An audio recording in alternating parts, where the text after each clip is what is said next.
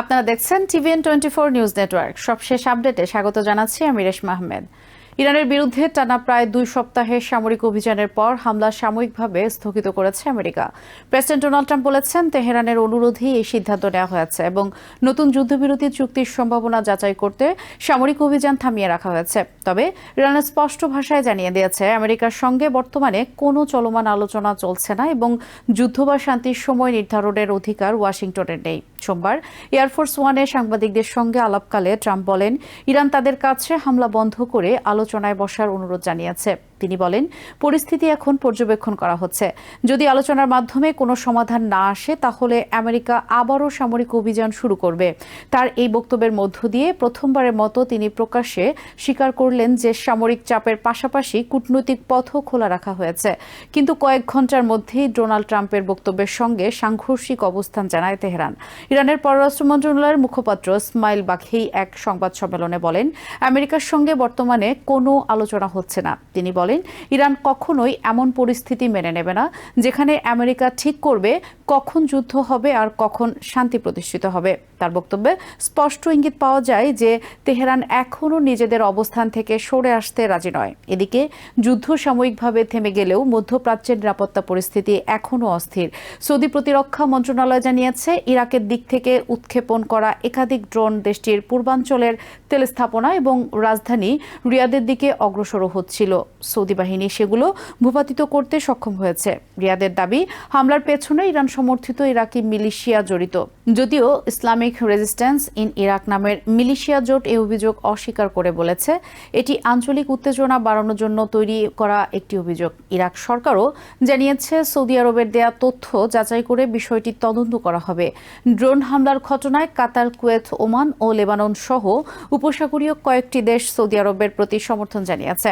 বিশ্লেষকদের মতে, এই হামলা প্রমাণ করে যে আমেরিকা ও ইরানের সরাসরি সংঘাত কিছুটা কমলেও ইরান সমর্থিত বিভিন্ন সশস্ত্র গোষ্ঠীর মাধ্যমে সংঘাত পুরো অঞ্চলে ছড়িয়ে পড়ার আশঙ্কা এখনও রয়ে গেছে।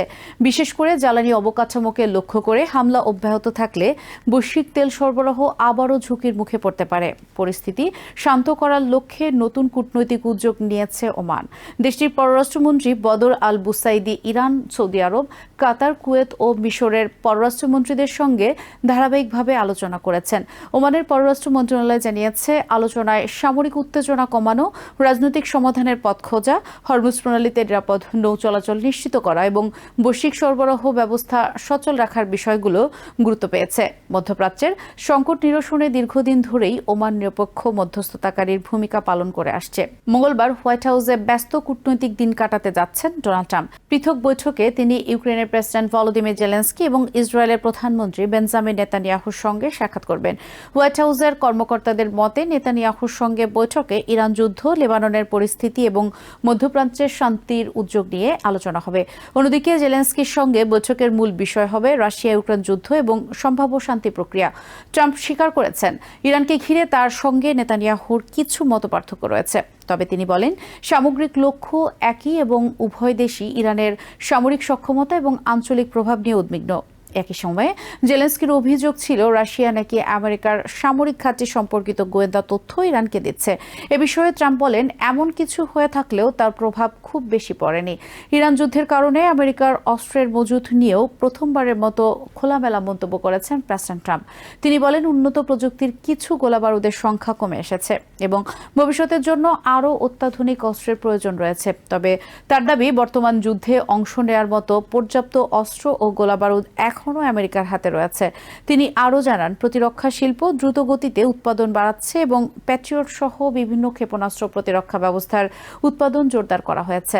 যুদ্ধের প্রভাব আন্তর্জাতিক জ্বালানি বাজারেও স্পষ্ট হয়ে উঠেছে। হরমুজ প্রণালী দিয়ে জাহাজ চলাচল উল্লেখযোগ্যভাবে কমে গেছে। সামুদ্রিক গোয়েন্দা সংস্থাগুলোর তথ্য অনুযায়ী অধিকাংশ বাণিজ্যিক জাহাজ এখনও ইরান নিয়ন্ত্রিত উত্তর দিকের রুট ব্যবহার করছে এবং আমেরিকার প্রস্তাবিত দক্ষিণাঞ্চলের বিকল্প পথ কার্যত কেউ ব্যবহার করছে না। নিরাপত্তা ঝুঁকির কারণে অনেক জাহাজ অপেক্ষা করছে অথবা বিকল্প রুট বিবেচনা করছে। অন্যদিকে আন্তর্জাতিক বাজারে ব্রেন্ট ক্রুড তেলের দাম প্রায় 6.7% কমে ব্যারেল প্রতি $90 নেমে এসেছে। বিনিয়োগকারীরা সাময়িক যুদ্ধবিরতির সম্ভাবনাকে ইতিবাচক হিসেবে দেখলেও বিশ্লেষকদের সতর্কতা, আলোচনার উদ্যোগ ব্যর্থ হলে মধ্যপ্রাচ্যের সংঘাত আবারও তীব্র আকার ধারণ করতে পারে। সেক্ষেত্রে শুধু জ্বালানি বাজার নয়, বৈশ্বিক সরবরাহ ব্যবস্থা, নৌপথ এবং আন্তর্জাতিক অর্থনীতিও নতুন করে বড় ধরনের অনিশ্চয়তার মুখোমুখি হতে পারে।